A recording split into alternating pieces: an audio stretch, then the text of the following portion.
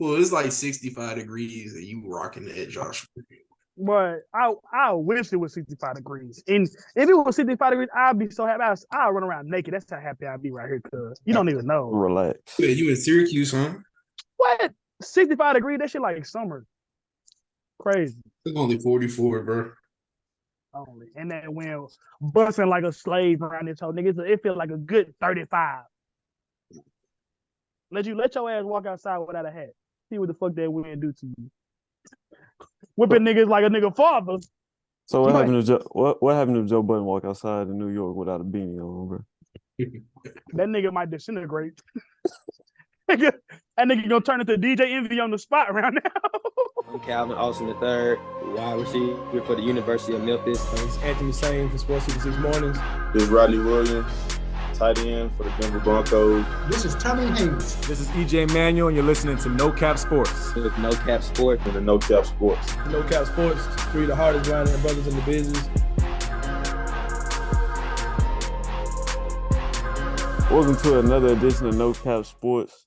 Where my guy Josh is dressed like he just got a big stupid sandwich the Aki way. And so we're going to start this episode. Like he spit on that sandwich, freaking nigga. Bro, chill out on me, fool. It is cold. Having a new female companion up under my wing. I've been definitely a little bit more R&B'd out than usual. But even regardless, I feel like a little soulful noise. You can't be all push like that out every time. He ain't never got pussy before. Oh my, chill out on me, bro. First of all, like I'm a real nigga because I can listen to R&B without getting no pussy, and it's on the regular. So that again, he be singing in the morning when he wake up, bro. This is what it sounds like when you got two guys that you hold the show with that's not secure in their masculinity and they coochie consumption rate. So I'll let the insecurity speak for itself. Bro, say consumption rate. Bro, treat that like a microwave dinner, bro. Chill, my shit definitely an air fryer. Fuck nigga, quit playing with me. Like highest quality, highest grade of meat around this hoe. Hey, anyway. Hey, yo, that's crazy. Anyways, look how immature you are. Look how immature you are. He's snacking on some good meat. It's really sad, bro. Come back to the South, bro. No cap. Oh, I need to come back. I want to come back so bad. We all like chip in for me a little flight, and I'm taking all of my shits. Like Syracuse, what good is it though? That's whatever. But anyways, if my friend will let me actually finish, we know Janae Aiko, at least probably for 2021, 2022, like she was right up there with like SZA, Summer Walker in terms of like the it girls of R&B. But this album and the momentum that Cleo Soul has been building, I think that she kind of firmly solidified herself right there in that top 5. Not only with just like output, but also she's like it is real similar like Janae Aiko with her like the very soft and sultry voice, very like it's definitely some shit that you could fall asleep to. So because my co-hosts do no research whatsoever or not culture at all whatsoever to R&B, that'll be my challenge to you guys for this week. Check out that new Cleo, well not new Cleo Soul album, but check out Cleo Soul's the latest release. Like I ain't gonna lie, it's a high bar, but it's called Gold. This is the R&B album that I've enjoyed most. That's the best album. That's the best R&B album I've heard since Over from Summer Walker, and that's a high bar. Janae Aiko, she's top 5 in what? No, nothing now. I'm just saying, like a couple, like I said, 2021, 2022, like she was there. It was like her, SZA, and Summer Walker in terms of like who was really at the top of the R&B chart. But she didn't fall harder than a nigga over a Steve Madden's pick. So it is what it is, gang. Not gonna lie. But no. Big Sean taking you out the game. It's crazy, bro. Looking team. Boy. I'm not gonna respond to you because of the growth and maturity that I've reached. But anyways, I said me and Nick be linked up on the Michigan type of stuff. RMC Mike and Rio the Young OG just released a new song, Lucid Nightmares 2. That's like insert the little Shaq Kobe meme right here, Nick, because when them two on the track together, it's always a banger. This one was no exception. And honestly, I think in terms of Michigan music right now, obviously one of them got to get out of jail. But I think they're probably the most consistent, like I said, guys from the Flint, Michigan area. But with quantity and the sound that they producing. Obviously, like we said last week, I really mess with Babytron. But for me, Rio the Young OG is top 1 in Michigan music. And I don't see another one. I mean, there's a lot of competition, but me personally, that's my top. So I see you shaking your head. Do you have a response to that, sir? Babyface Ray the one, bro. I'm not mad at that. I'm not mad at that. And he probably got obviously because Rio locked up. He had a really good album. Did you like his album that's dropping in the summertime more than V's jump that dropped a couple months ago? They about what and what for me, bro. I ain't gonna lie, like I put them both in a playlist and I listen to it every day. I put that album, I put Babyface Ray V's and Lucky album all in one playlist. Daily play for me, bro. But outside of that, had a chance to listen to Trap Tuition by Lil Migo. Pretty like solid, outing for him. I'll put like an 8.5 out of 10, if that. Like nothing too outside of the realm. But like I said, he had a song with Nick's friend of a friend. This is not the actual homie on Fresco Trey. So obviously anybody that we like I said tangentially linked to, we gotta show them some love. And yeah, that's really it for me on the 5. No, Josh. Man, I'll tell you how lame this is. Talking about you the icest young in the city. Bitch, you lying. Whoa, I don't even want to beef with you. To get this episode started, this is gonna be a real special episode. You know, looking at a lot of young players across various different leagues and levels. And so to start off, let's start with what we saw most recently. And that's Bryce Young and CJ Stroud. Both of them played on Sunday. And both of them have had very differing paths to their seasons and obviously their games on Sunday, with the Panthers taking a loss to the Colts, a very ugly loss, in which Bryce Young threw more touchdowns to the other team than he did his own team. And then on the other hand, you got CJ Stroud, who had a nearly flawless 5-touchdown performance on Sunday. And if you look at these guys are going to be forever linked with them going 1-2 in this year's draft. But obviously we can see the guy who got taken 2 is looking a little better than the guy who got taken 1. So just so far throughout up to this point in the season, what are y'all's just takes on CJ Stroud and Bryce Young? I mean, like you said, you put it together pretty succinctly. Like, especially with the previous game, the Colts game, and the Bucs game, these guys are going like in the most polar opposite direction that you can. Even going into the ending game, you thought that the Panthers and Bryce Young have been struggling, and you thought that could be a kind of a bounce back game, a favorable matchup against a defense that's not the best. I want to put them as a top half of the league defense, and then went the other way. I have 2 pick sixes by Kenny Moore, who's a good DB, borderline on great, but I don't think he ever will probably do that again in his career. And again, Bryce looks completely different than he looked like at Alabama. For some reason, he looks smaller in the pocket. We all knew that he was small coming into the year, but I felt like that's kind of just been emphasized with just how just cramped he looks in the pocket. I mean, yeah, CJ just with the physical tools that he has, just being a more prototypical guy. And I keep just harping on it, like that anticipatory passing, throwing guys open, throwing into windows, throwing into spots. I think that's been the biggest difference between him and Bryce Young. And it's not even you can't really say there's a huge difference in terms of the stuff that they have around them. Like neither one of those guys have, they got Tunsil over in Houston, but on O-line it takes more than one. Neither one of them have standout O-lines. Neither one of them have true, I would say, like star receivers. No, so I disagree. I'm sorry. That's where I'm gonna have to stop you. Bryce Young has no help at all. Like, no help. Adam Thielen is number 1. Adam Thielen has never been a number 1 in the NFL ever in his life. Whoa. He's never been Don't forget he was. I was about to say he was definitely there a solid 2-3 years before Justin Jefferson got there. Don't do that. And after Stephon Diggs, were they good? He was number 1. He was number 1 on the offense that was top 10, top 12 in the league. So he was. When? Again, like Nick just said, Kirk Cousins' after first Diggs couple years in Minnesota, yeah. And I ain't gonna lie, even when Diggs was there for it was definitely a 1A, 1B more than a 1 and a 2. No, Brad, Thielen was still a 1,000-yard receiver with Diggs. Okay, because as a number 2, and he's still solid. He's okay as a number 1, but you're not making the playoffs, or let alone winning a playoff game with Adam Thielen as your number 1. Now, if he's the second guy getting covered by the corner number 2, yes. Now, Bryce Young, I'm not. You know what?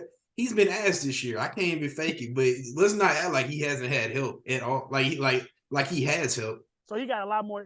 You say one as unequal amount of help turns it up. That's what you're saying. Listen, Stroud, his team wasn't that sorry last year. They just couldn't score.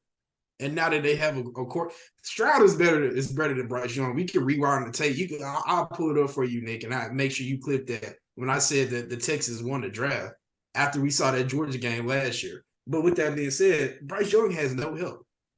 His O-line's literally probably second, if not the worst, second worst behind Washington. Adam Thielen and who's the tight end? Hayden Hurst Hayden Hurst. coming off a Super Bowl run with Cincinnati. DJ Shark, like they just drafted. They got a top 5 Ike Kwanu guy left. Like he got pieces. Like we're gonna say that Houston had pieces. And He has pieces. You just said he didn't have pieces. Don't try to justify it by saying he has pieces. But you making it sound like CJ Stroud got all this help. He has like more help. He has more help than Bryce Young. He's a better player. I think the gap between help what they have is minimal. I think it's a minimal. All right, so if Bryce Young had the 2019 roster from the Panthers, I'm pretty sure they'll be in the NFC South race right now. We're talking about weapons. I want to take this second to kind of talk about these weapons. Adam Thielen's name that's brought up a lot. For the Texans, obviously they're number one. We could look at Sunday's game where Noah Brown went 6 for 153, Dalton Schultz 10 for 130, Tank Dell 6 for 114, and Nico Collins 3 for 54. So those are the Texans' top guys. But coming into the season, would anybody consider those top guys? That's my question to you, Vance, when we're talking about talent. Like I said, Nick, I'm gonna rewind the tape. I told you the Texans won the draft. I told you. I said I named Bryce. Not Bryce Young. I named C.J. Stroud. I named Will Anderson, and the third dude I named was Nathaniel Tank Dell. That's what I said, and I told you he was going to be a number one, a top, probably maybe even rookie of the year offensive weapon that's a non-quarterback. Was I expecting this for him to pop off like this? I can't lie to you, no. But it definitely, I feel like the Texans were already a good team. After what C.J. Stroud did to Georgia in the national semifinal, it was no way I would have took Bryce Young over him. Nah, I mean, and I don't know, I probably said it somewhere in the archives, but I just said this on a couple of different platforms. I thought that C.J. Stroud was the better guy than Bryce Young coming out of college. Like you said, just prototypical stuff. Prototypical size, using some of that mobility that he showed against Georgia that he kind of had tucked away in the cut all year, his whole college career. But I don't think nobody on this panel would say that we saw the gap being this big. And that's all I'm saying. Considering, again, we thought they were probably a lot closer in ability going into the draft. And from my stance, I didn't see their teams, either one of the teams, having a lot of talent surrounding them. I thought that both of them guys get off to like decent starts, and depending on which one of their receiving cores or O-line developed, then one might get the bump to the other. But I haven't seen a lot of explanation for why Stroud looks that much better than Bryce Young this year. No. And then kind of to go against Vance even more, Andy Dalton started the game for this Panthers team. And that team and that offense look better than it has with Bryce Young all year. They scored 27 points that game. That's the most they've scored all year. And Andy Dalton just came in and threw a casual 361 yards, completed 60% of his passes with 2 touchdowns and no interceptions at the Seahawks in Seattle. The Seahawks don't play defense. We were just talking about how Leonard Williams made this defense much better than it already was last week. So how is this, all of a sudden? They just had 75 sacks against the Giants too. So it's like they doing something. I mean, this ain't the best way to talk what the Ravens just did to them, but they still at the top of the NFC West for a reason. Listen, I agree with y'all I agree with y'all saying that we wasn't expecting the gap to be this big, but there's no way if you watch the film, you've seen everything. You went to the combine, you saw everything, and you could tell me that you thought Bryce Young was flat out going to be better than C.J. Stroud. Listen, I was a non-believer until I saw that Georgia game. But there's no way you watch that game and you watch Bryce Young with lesser pieces. He didn't even make the Alabama team better. They were struggling last year. Cap. He was that whole Alabama team. They had no receivers outside of Gibbs. He had no reliable offensive guy to get the ball to. He was that team. That's probably why he won the Heisman over Stroud, because he had Marvin Harrison Jr. He had Travion Henderson. So don't. And they lost 3 games. And somehow they're better this year. Somehow the Alabama's better this year than they got a real nigga from Houston. That's why. But point not standing. No, I'm just saying, I would say I can feel that, because I think that C.J. Stroud's college tape look better than Bryce Young's college tape, but we're going to be comparing team to team in the league. You got to definitively say that Bryce Young's offense was worse than C.J. Stroud's offense at Ohio State. It's for Marvin Harrison Jr. alone. God, these niggas quiet, boy. I must have put a bar on their ass. I know you did. All that. I'm just like, at this point, It really came. It's pretty obvious that he has a worse team. In my eyes, maybe I'm seeing something different on film, but he has a worse team and he's a worse player. Bro, I beg to defer because this Panthers defense was a top half unit last year, and a lot of people saying, "Man, we get a quarterback, this is going to be a playoff team. Man, we get a quarterback, this is going to be a playoff team." They got a quarterback for the Texans. No, you cannot say the same thing for the Texans, bro. Their defense was nice last year. It was nice, but it wasn't Brian Burns and the front seven unit they have in Carolina nice. Matter of fact, Chin, Derek Brown, even Shaq Thompson, yeah. J.C. Horn, I felt like it was a unit, and they got a defensive-minded coach. And that's even more shocking as to why, kind of going in a different direction. That's even more shocking as to why C.J. Stroud is performing better than Bryce Young is up to this point. C.J. Stroud, obviously, with DeMeco Ryans, not only a first-year head coach, but also a defensive-oriented head coach. And you look at and you look at Bryce Young paired with Frank Reich in Carolina, who's had a lot of success with different quarterbacks. So the problem is Bryce Young. I mean, I don't think any of us are arguing against that. I don't think that what me and Nick is trying to say is, hey, the gap shouldn't be this big based on talent disparity within the team. And I think nobody expected it because we saw the Panthers and Texans, it's equally shitty last year. I guess for me, Bryce Young, can he truly just make his team better though? I think he's just an ultimate game manager, and I never would just depend on him to be a Pat Mahomes type, a Josh Allen type, a Lamar Jackson type, where the quarterback makes the team. I think you got to put pieces around him, and then we can truly judge him. But just based off flat out talent, it's definitely C.J. Stroud. I think I'm kind of starting to agree with you because we look at a lot of these games. We look at how Carolina's offense has struggled. It's like Bryce Young just needs to be in that perfect situation to be successful. And right now, he's not in that situation, and he's not making a lot of good out of it. And you look at C.J. Stroud, he's in a similar situation, and he's showing that he's the guy that can make things happen. I mean, just imagine if you did give Bryce Young Christian McCaffrey back, if you gave him DJ Moore back, if you Robbie Anderson, I don't even know where he at. He probably somewhere out there smoking. In Miami. That's Robbie chosen to you, sir. Hey, facts. Either way it goes, you gotta give him some weapons. Y'all try to justify Hayden Hurst and Adam Thielen in 2023. Bro, Adam Thielen has 600 yards this season. Man, I was about to say, guess Adam Thielen's. You had 500. If you was come on, bro. They don't have a choice but to throw it to him. He got a choice to catch it way less than 60 times. He got 62 receptions. Next closest is 20. So obviously he's good enough to get the ball when everybody knows he gets it. That's 100 catches. He's on a pace for 100 catches, 1,000 yards. Their second receiver is a rookie that never got 1,000 yards in college. First of all, their second receiver is probably DJ Shark, who probably was the guy that could be a functional number. But like you said, Vance is going down a rabbit hole like this. Shark, I thought it was the Mingo dude from Ole Miss. Mingo got 3 more receptions, but DJ Chark got 30 more yards and 3 touchdowns to go with him. I would have never guessed he was on the Panthers. Let me add this because I think obviously it's obvious right now that C.J. Stroud is worlds ahead of Bryce Young. Do we think that is something that will maintain? We're kind of squarely halfway through the NFL season. Do we see Bryce Young closing this gap at some point, either this season or throughout his career? Listen, talent-wise, he can't get much better. It's over with. CJ will forever be better than Bryce Young. But if you give Bryce some pieces, if you put him on a solid team, if you just give him a clear-cut wide receiver one, Devontae Adams is pissed off right now. Why wouldn't Carolina just, test the water, see what they can get? They could have got Martavis Bryant and just saw how good he was. You don't know if he's going to be cold or not, but it would have been a risk worth taking. Because at this point, it's going to come down to Carolina. Should we trust Bryce or should we just go ahead and tank and try to get Caleb Williams? It's about the. They're not doing that. They're not doing that, bro. Not 1 year into this experience. All right.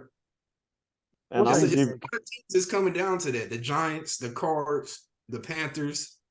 Who else is a sorry team with 1 or 2 wins? That you're gonna have to make that decision. Do you want to stick with this quarterback or do you want Caleb Williams?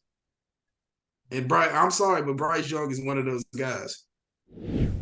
I'm not a test taker, so I play football for me. But at the end of the day, man, I don't got nothing to prove to nobody. Now to go from one league where the number one pick has severely disappointed to another league where the number one pick has not only lived up to, but is in a way exceeding expectations. And so let's just look at this rookie class as a whole. We all know Wembanyama has been killing it. But looking at the class as a whole, how would y'all rank these rookies? So give me y'all's top 3 rookies from this year's NBA draft. So number 3, it's a lot of like really good players making impact, but for me, rookie ladder, this is gonna be a guy I think is gonna make more and more impact as the season goes along. He kind of got minutes the first couple of games, but injury on the Pelicans is giving him more time, and that's Jordan Hawkins. A guard, lottery pick out of UConn, led them to a national championship. He's one of those smaller guys. You never know if their scoring ability will actually be able to go up and translate to the NBA. But he's definitely one of those guys that has translated so far, and I expect him to actually get real minutes in the playoffs come April. Second, I'm gonna go with Derek Lively, another lottery pick. The Mavericks, they hit. You can't be mad at it. In college, he kind of underachieved considering he's a true 7-footer, but he's found the perfect spot for him playing with Luka. Luka's always gonna get all the attention. And if Luka actually does get covered or he's not trusting, all he has to do is throw it at the rim, and Lively's going to be there. So he's my number 2.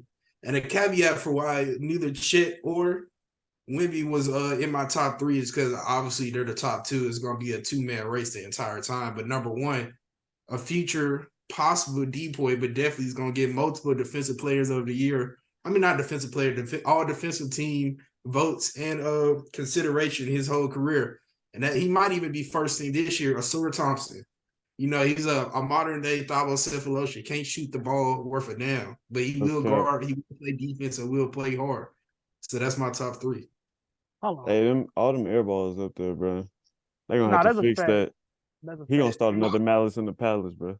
It like he be shooting like he got a hiccup every time, no cap. Like as soon as he hits that, like that shit nasty. I'm not gonna lie. That's an interesting comparison because. Like, yeah, Thabo Sefolosha, he was like you said, I like that defender, but I'm looking, I don't see any all NBA, all defensive teams with Thabo Sefolosha. So I think I'm just saying this game reminds me of a defensive specialist that you throw out there. But I think that he could be, like, I would just take that one and put it on his head to where, especially with the way he shoot right now, like a guy like Tony Allen, to where like he goes beyond being the team's best defender. Like a guy like Thabo Sefolosha, like he joined your team. He's obviously like the team's best defender. But I think Asar has the ability to be a guy that could be like a top 10 defender in the league. So I think there's that extra level of like locked down. The top wing defender in the league, if not this year, but pretty soon. I'm not gonna lie though, I really like that Asar pick, bro. But kind of talking about what you said, he offers just so much versatility, not just on the defensive end, but in everything he does, bro. Bro had a quad 5, I don't even know what you call it, bro. Had 4 statistical categories where he recorded, 5. And, that's real impressive. And he was, I want to say, 1 steal away from doing that across 5 statistical categories. And so you can just see the impact he's had so far this season. Even though the jumpers broke, he still found ways to score by getting cuts and easy baskets. So I really like the Asar pick, bro. That's a fact. Same thing for me. My rookie ladder is going to be Sands, Chet, and Wemby because I think it's pretty unanimous. Those guys are 1 and 2. It looks like they're kind of like Vance said, pulling away with this thing. So I'll go 3-1 myself as well. 3 for me, Cason Wallace. He's a guy that I really like coming out of the draft. You get a team like there were just too many comparisons to Drew Holiday and the things that Drew Holiday does on the court to fake winning basketball outside of scoring. You've seen that those things translate. He's been shooting the cover off the ball for OKC so far this season. He even got a start when Shai went down. And like you said, that versatility that we see with Asar, kind of the same thing with Casey, just in a smaller package. He's already able to guard, 1, 2, and 3. And I like the way that first of all, OKC's offense is like actually beautiful to watch. And the way that they use him is kind of really gels to that. They can use him as a facilitator. They can use him as an off-ball guy, the way he's been shooting. But also like is the DHO handoff guy, as a screener. So there's been so many ways that they've deployed him on offense, and the defense we just kind of knew that we were going to do.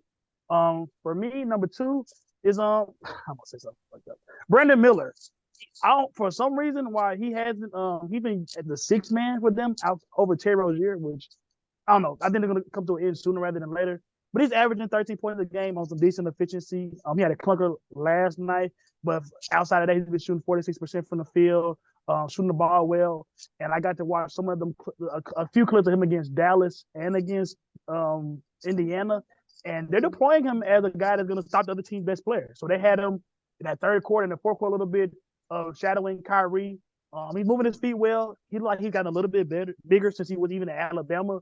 He bothered Kyrie in a couple of drives, and I know Kyrie's opposite skill, and he did the same thing for Halliburton, another guard that's a little bit more distributor prone, but obviously he already has a 40 ball this year, so that was a thing that I think we knew he could kind of do well, but especially with LaMelo and all offense that Charlotte's got, he's willing to come in and step away and be a really good defender. So I'm excited for that. And then for me, Sam, Chet, and Wemby. We just heard what everything that Nick and Van said about Asar Thompson. Ultimate Swiss Army knife. The shot had to get better, but for me, I thought there was a significant gap between him and his brother coming into the draft, and I think that not only has that been proven wrong, I think that obviously with Van Vliet and Houston, they got to give him the start, got to give him his money.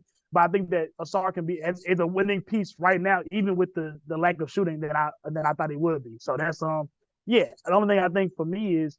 I want to see him kind of unlock more as a facilitator, which I don't know. Honestly, they got a lot of cooks in the kitchen over in Detroit with K, with Killian Hayes, resurgence with Jaden Ivey somewhere in purgatory. But I think that with a guy at that size, like if you just put him and K back in a backcourt together, I just see scary things. So that would be the one thing for me. And he's been doing everything else. He's top 5 in the league at blocks at 6'6". He's like a 9 rebound a game guy. So if they can unlock some of that facilitator like ball handling type of stuff, I think that he could really, like I said, he could be he could be an all-star honestly within the next 3 or 4 years. And so I'll wrap it up, bro. Same thing, no Wemby, no Chet, even though I wouldn't consider Chet anyway because I just think that's cheating, bro. So at number 3, I got Asar Thompson. Y'all have already both spoken highly of him, so I'm not even gonna say too much on Asar. The reason he's at 3 is obviously I think his shooting is going to handicap him at some point. But right now he's playing some good ball. At number 2, I got to go Anthony Black, bro. And now he's a guy who hasn't gotten a lot of minutes. Obviously, it's a log jam in that Orlando backcourt. Guys like Jalen Suggs, Cole Anthony, and all the guards they have there. But he's played, in the minutes he's played, he's shown a lot of promise. His first start was a win over the Lakers a couple nights ago. 11 points, 2 of 3 on threes. 2 assists, 4 rebounds, and 1 assist. But get this, he was a plus 32 in the game. And on the season, he's a plus, the Magic are a plus 15.8 with him on the floor. So obviously he's had a lot of impact on both ends for that young Magic team. And I think the more opportunity he gets, the more production he'll have because we saw it at Arkansas. He's just a guard that can just really impact the game on both ends of the floor. And at number 1, I had Brandon Miller, bro. I really like his fit with this team. I think the Hornets made the right pick in going him over Scoot, especially looking at how, unfortunately, as Scoot has looked over the first week or so of the season. But my biggest thing was watching Brandon Miller so far is his enhanced comfortability with attacking the basket with the ball. In summer league, in college even, that seemed like a weakness of his. But obviously we saw him posterize Daniel Gafford, and we've seen him improve on his drives to the basket, especially attacking closeouts since he came in as a known shooter. But unfortunately, of course, he's not shooting well from 3. I'm sure that'll improve.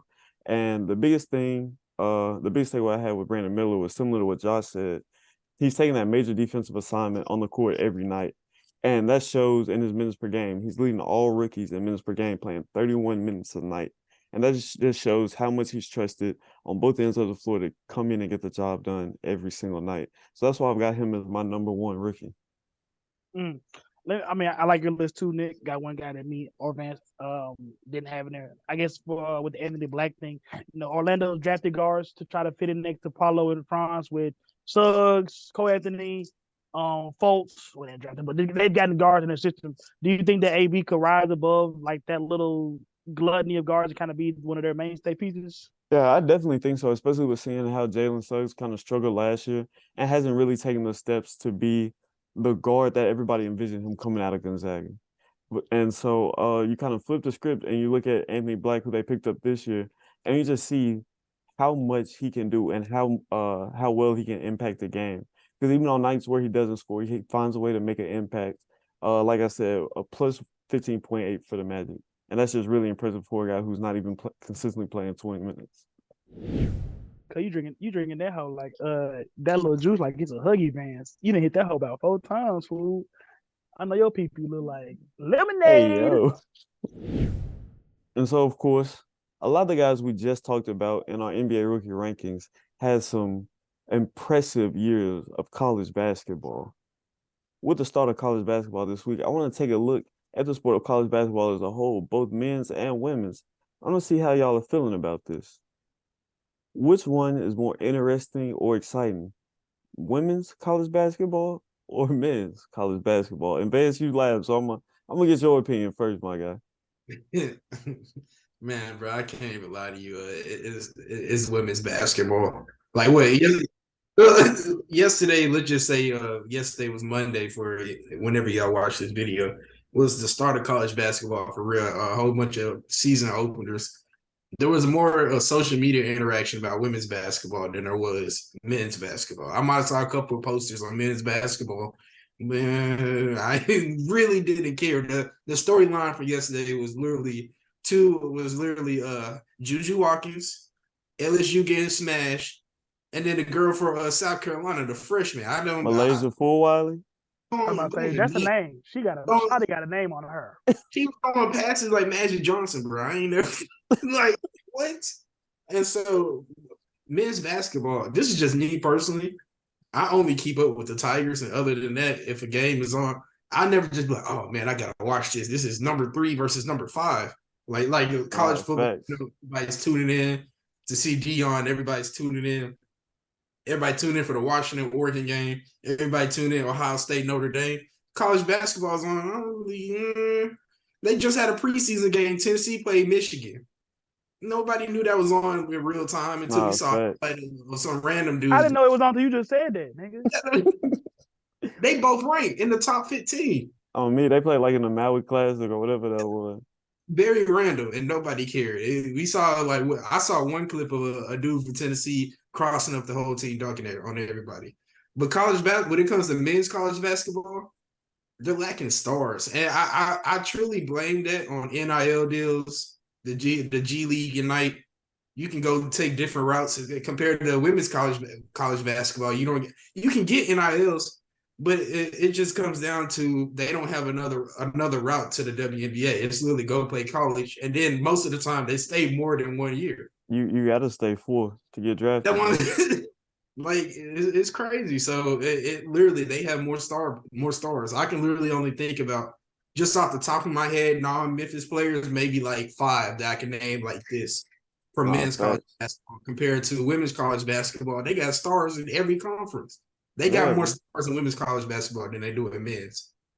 Bro, that's a very good point, bro, because kind of starting what you said about nobody cares about men's college basketball, there's nobody in the country outside of wherever these schools are that's tuning in to Marquette, Georgetown on just a Saturday night, bro. That's just facts. Why are you disrespecting the Big East like that, dog? You know that's a part of the country I'm in right now. But you ain't lying. You ain't lying at all. But kind of to your point, bro. Last year, of course, the women's national championship was on ESPN. Iowa versus LSU. Guess how many people tuned into that game, bro? Like 11 million? 9.9 million just on like official, you know what I'm saying, ESPN streams, which set a record for a college basketball game, either men's or women's, aired on the ESPN channel, bro. So obviously, women's college basketball is taking over in terms of college basketball, period. But kind of add to your point, bro, I don't think men's college basketball is lacking stars. I just think all of the stars are the best players, don't play for the best teams.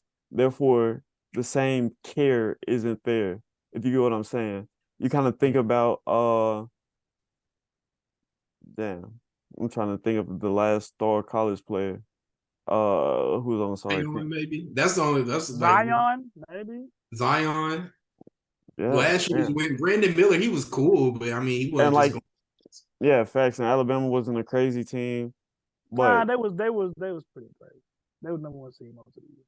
my point in saying that is the women's college basketball product is just better in terms of the way the game flows, the plays, the play styles, defense, everything. Like you can watch a men's college game and you're watching, you know what I'm saying, a ranked matchup like Van said, and the offense just goes stale for long periods of time, like 6-7 minutes, nobody scores, and you're just like, what am I watching, bro? Nah, there's a fact, and to really hammer home to answer the point, yeah, the star power in women's college basketball is like it's dominating in college basketball. You got Angel, LSU, got Haley Van Leaf that left Louisville to go to LSU to kind of form a little power. You got Paige Baker this year back at UConn, you know how big she was. Even last you got Sabrina Ionescu she got NBA players wearing her shoes, so that lets you know the impact that she's having. Dawn Staley's kind of with the girl the freshman that y'all mentioned, but just Asia Wilson, she's building a Baylor-like dynasty in South Carolina right now. It was shocking to me. That's probably been the most shocking thing to see in college basketball period so far. Baylor is ranked 19th in women's college basketball. And remember with Brittany Griner and even just Kim Mulkey before she left, like that was, you couldn't go into a women's college basketball season and see Baylor lower than 5, really lower than 3. So I mean, like you said, love how you just left Caitlin Clark off your list though, bro. I mean, you sound real uneducated right now. Is the Caleb Williams of women's basketball. Nah, that's a fact. I mean, you can't say that because she's still a women's basketball. But no, she got a pretty decent comparison as Isaiah Collier and her same little school. Because coming in as a freshman dominating that. Well, yeah, like you said. Point being, not only the star power women's college basketball is dominating men's college basketball, but also the matchups. We haven't seen a ranked college basketball matchup in men's so far this season. And we started seeing 3 in women's college basketball. And even throughout the year, you will see a lot more like 1-2 matchups or like top 5 matchups versus, the college basketball coaches with, how long they're in place. It is a lot of ducking and dodging, especially in non-conference play. So, you see that like not only the stars they have in the women's game, but their willingness to play each other. Like that makes the women's product a lot better. So, for me, the only thing that I really still get excited about in college basketball is to see like the future NBA guys. Yeah, because I'm not gonna lie, that's really when I tune in to men's college basketball is the tournament. And then even watching the tournament, you think about the teams who had the biggest runs this year. A lot of them didn't have those one and done talented. Oh, we know they're gonna be in the NBA guys. Look at that Kansas State team. Keontae George was the only one drafted, and he was late second round. But that was a team that made it. Elite Eight, Final Four? My fault, Keontae Johnson. I'm sorry. College basketball player of the year, Zach Edey. Didn't nobody care about Purdue, bro. Exactly, bro. He came back and still nobody didn't care. And then Luke Garza, what was he, a 2-time player of the year? He in the G League, bro. He been in the G League for 2 years. We supposed to get hyped for Kyle Flipowski, bro. He's not even going. He's going to be in the G League next year. He's Isaiah Hartenstein, bro. He's Isaiah Hartenstein in the league. He like a very diluted Jokic. Very, very, very diluted Jokic. Chill out of that boy Flip. He was Duke's best player last year. No, he was. But I'm not gonna lie, that boy Cooper Flag on the way to Duke. He gonna shake it up. He might be Duke's best player right now type of shit. Like just because he'll make it exciting next year. He'll make college basketball exciting. Duke college basketball. A white man, Ion in the Big Three was there. A white man in the Duke jersey, that's gonna do it. Oh, yeah. I was about to say, just like old times.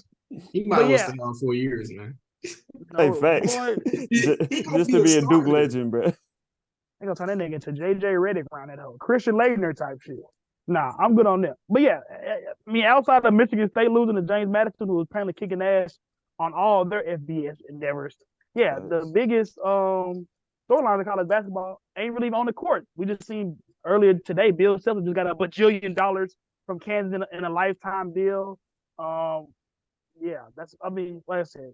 Yeah, that's about it. Honestly. Even Syracuse, we got new coach. I was literally about to give you kudos for not me riding Syracuse, bro. But I'm not even me, bro. I'm just it just goes to the point to where like it's not the biggest storylines ain't on the court. Like I said, don't be mad at me. Be mad at the league. The league is the one that said they had us at the bottom of the scroll. With after we beat up on University of New Haven, the hell we just played New Hampshire. My bad, Syracuse. But so like University of New Hampshire win is crazy. I didn't make the pick. And what we're not gonna do is slander a black man on his first day of the job. That's what we're not gonna do. But yeah, I think that college basketball at this point is built a lot more around the brands. If you look at the top 5, Kansas, synonymous with Bill Self. Duke, synonymous with Coach K, even though he's not there no more. Purdue, Right. synonymous with Painter. Michigan Who State. was Kansas star player? Do they even have one? Hunter Dickinson. Ochai Agbaji? Is he still there? No. No, That's what I'm saying. nah, but that's a fact. Like I said, it's more about brands with college basketball at this point, and more like fandom. Like you got No, the fandom is decade old versus like women's college basketball. The actual product on the court is kind of what the thing that's been carrying folks. This year, the only thing college basketball is Rob Dillingham if he's going nuts. It's 50-50. Hey, Nah, facts, bro. Rob Dillingham can get silly with that rock, bro. I was watching them play them African teams this summer, bro. he playing the Munaya Elite goddamn. My bad. But no, I literally thinking about that because we're talking about teams that we're not too excited about. Between him, DJ Wagner, Right. Antonio really wasn't good last year, but he's a veteran presence. And Justin Edwards, like that's a team we've seen Cal do this before. Even with those freshmen struggle outside the gate, the pure talent that they have, like that's the team that could make a run for sure. No, they're definitely gonna be one of the more fun watches in college basketball this year, bro. Because that Rob Dillingham tape that always surfaces on social media, bro. That boy is a fool with that rock, bro. Yeah, I can't wait. We talking about Twitter tapes. Did y'all see how deep did y'all get into the little Twitter thread where dude was like, TikTok is a great place. You can be scrolling and see boom, Ben Wallace and MF Doom highlights. Like how deep into the little thread did y'all get into that, John? I saw a couple. The best one I saw was the T-Mac one, but I'm trying to think of Return of the Mac with him. Okay. Wait, how long, bro? I ain't seen this thread. I don't need y'all to plug me, bro. Oh, you're tripping, but you know you're not tapping. I think the best one that I seen, Vance, or no, the best one I seen for sure, the one I enjoyed the most was they did the Lamar Odom and the OT Genesis. Oh, that's crazy. That was funny. Then they had the Stephen A intro on the top. That song was crazy. I'm not gonna lie. I think in terms of quality, they had Allen Iverson crossing up MJ over the Sade, and that was like pretty elite. I'm not gonna lie. So yeah, we're gonna plug you in, Nick. Like I said, if nothing else, it's a good way to spend 15, 20 minutes on Twitter. Mixtape, bro. So Steve Novak, Nick's legend. I didn't say that. I seen Melo hoop into the Alicia Keys Jay-Z song. That one was hard too. But yeah, I think the OT Genesis and Lamar Odom was my favorite. It would have been equivalent for you to watching the Tavon Austin highlight tape before a game. Like that's like that level of hypeness. Like it was for Ben Wallace. Bruh, it's the music that paired it up with it. It was the music, like the music in the background. And like I said, you couldn't just watch one. Like you got the thread. It was like a bunch of them. Like it was like a little YouTube rabbit hole on Twitter. That's the best way. I'll admit, like while it was happening during our childhood, I didn't appreciate Ben Wallace on how cold he was. But like, I don't appreciate Ben Wallace now. I ain't gonna lie. I ain't gonna lie, bro. A little truth about me, bro. I grew up a semi-Pistons fan, bro. I was tuned in a lot. I got a lot of family up in Detroit, bro. I had a lot of OG Pistons drip, like the teal and the little. It was hard though. Them I was gonna say, that's a hard. Cause they done got 36 million views on Twitter. Let me tap you in right now, Nick. Bro, this is a side note. I don't even want to talk about this, but Killian Hayes is starting over Jaden Ivey in Detroit. We don't gotta talk about it. No, I'm not gonna lie, bro. I saw the Twitter post, bro. Ass matchup, Killian Hayes versus Scoot Henderson, bro. Nah, and that's the funniest shit I've ever seen on Twitter. That shit does sound ass tactic. I ain't even gonna lie. They not even cut his hair full. He tripping. I ain't gonna lie. He bullshitting. But I ain't gonna lie. If we look at, especially with the way the game has evolved now, Ben Wallace ain't shit but Bismack Biyombo with a fro blown out. Bro, come on, like, chill out, bro. For real. Like, did we see Ben Wallace take a shot outside the paint his whole career? That wasn't the NBA back then, bro. But I'm just saying. Like we did Shaq take a shot outside the paint. Okay, but he wasn't doing what Shaq was doing. He wasn't at no. He like stop. He got 3 rings. He got 3 rings. All right, so he okay. One was one overall pick. Playing something. One was undrafted. I'm just brother. Hey. And Ben Wallace came from HBCU. I'm definitely rocking with Ben Wallace. You know me, but he did make Biyombo with a blown out pro and a temper problem. Like that's all I'm gonna say, dog. Like we're allowed to be honest on this time. Getting off, bro. Bismack Biyombo ain't sniffing the Hall of Fame. No matter how many times he lied on his birth certificate, how many years he played in the NBA, he's not sniffing the Hall of Fame. Serge Ibaka been in the NBA for 25 years, bro, and he's still 33, bro. Like, come on, fool. Like, these niggas think they fooling us. They not. Bro, why did it turn into an African slander session? Luol Deng just turned 40. Like, get the fuck out of here, bro. And he still collected checks from the Lakers around that house. Damn, we love our African brothers. Y'all just gotta quit capping. The boy Thon making still 25 somewhere, doing something. Like, Bobo, I let him get away with it, bro, because he dressed like he was still 19. That Eagles coach had the skim stone going, bro. The little red joint, yeah, I did see on the Twitter highlight. Nah, that is sick. Got knocked over, bro. He had a red thong on. I seen it, bro. Play color Embarrassing. that serious, bro. Like you seen what color he was. Like we'll never was red. We'll never go out there. And why you was sagging? Like even if you fail, it wasn't to come out that easy, bro. No, like, me, he had a belt on. So, of course, another episode of No Cap Sports, another edition of Game Balls brought to you by Nappy Wings. And so I'm going to go first. I got to give my game ball to quarterbacks named Joshua today. First of all, my little brother got his second start at Hendrix College, threw 4 tutties, 350 yards, so got to get him a game ball.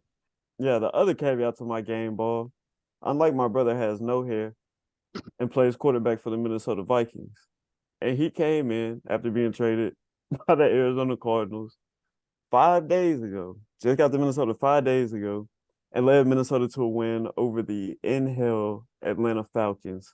And he did so in Mike Vick-esque fashion with a couple of big runs. Right, come on, fool. Come on, bro.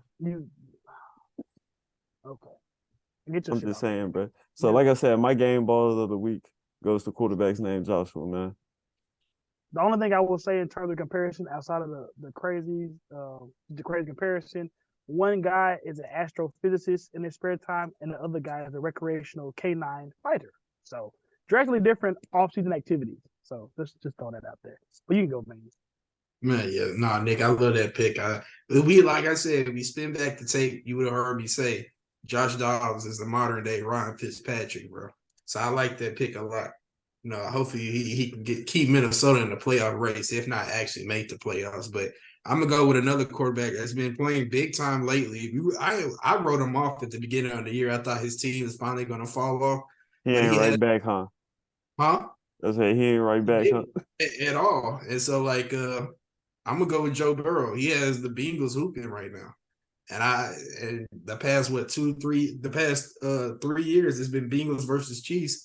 And I think we're on a trajectory just for that again. The Dolphins and the Ravens, they're right there, but to beat a man, you gotta beat the man. I think Joe Burrow, he has the Bengals 5-3 now. Right in the thick of the playoff race, 1,800 yards right now, 12 touchdowns, only 4 picks.